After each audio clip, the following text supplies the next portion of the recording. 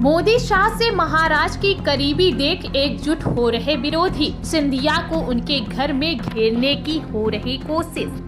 दरअसल केंद्रीय नागरिक उड्डयन मंत्री ज्योतिरादित्य सिंधिया मंगलवार को बीजेपी की कोर ग्रुप की बैठक से अचानक उठकर क्या गए, प्रदेश की राजनीति में भूचाल सा आ गया। जाने से पहले सिंधिया ने तबीयत खराब होने की बात तो कही, लेकिन इस पर किसी ने भरोसा नहीं किया। वो इसलिए कि सिंधिया अपने तय कार्यक्रम के मुताबिक शाम 4:30 बजे दिल्ली के लिए निकल गए।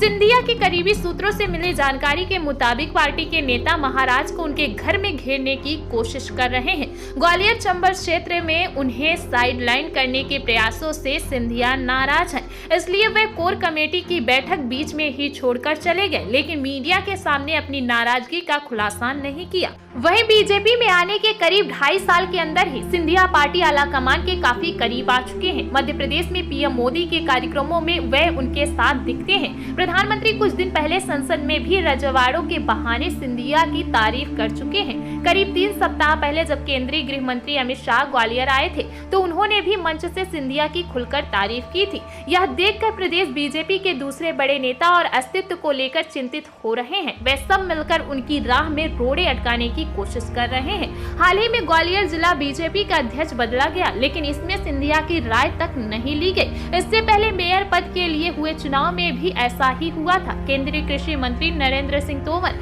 प्रदेश के गृह मंत्री नरोत्तम मिश्रा और अन्य स्थानीय नेता उनके खिलाफ एकजुट हो गए और सिंधिया के पसंदीदा उम्मीदवार को टिकट नहीं मिला। सिंधिया को लगने लगा है कि उन्हें जानबूझकर अलग थलग करने की कोशिश हो रही है। कोर कमेटी की बैठक में निगम और मंडलों में नियुक्तियों को लेकर भी चर्चा होनी थी। सिंधिया अपने समर्थकों को इसमें एडजस्ट करना चाहते थे, लेकिन पार्टी के दूसरे नेता ऐसा नहीं होने देना चाहते थे।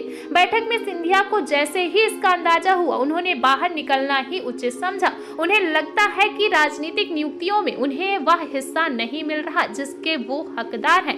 कोर कमेटी की बैठक में जैसे ही नरेंद्र सिंह तोमर पहुंचे, सिंधिया बाहर निकल गए। सूत्रों की माने तो सिंधिया को साइडलाइन करने में सबसे बड़ी भूमिका तोमर की रही है, लेकिन उनके पीछे कई अन्य नेता भी हैं। तोमर और सीएम शिवराज की नजदीकियां जगजाहिर है। इसके अलावा कैलाश विजयवर्गीय, नरोत्तम मिश्रा, गोपाल भार्गव और अन्य वरिष्ठ नेता भी हैं, जो पार्टी में सिंधिया के बढ़ते कद को अपने लिए खतरा मानते हैं। ये सभी मौका मिलते ही तोमर के पीछे खड़े होकर सिंधिया पर वार करने से नहीं चूकते। फिलहाल इस मामले में आप सभी की क्या राय है? कमेंट में अपनी राय जरूर दें। सरोकार इंडिया न्यूज़।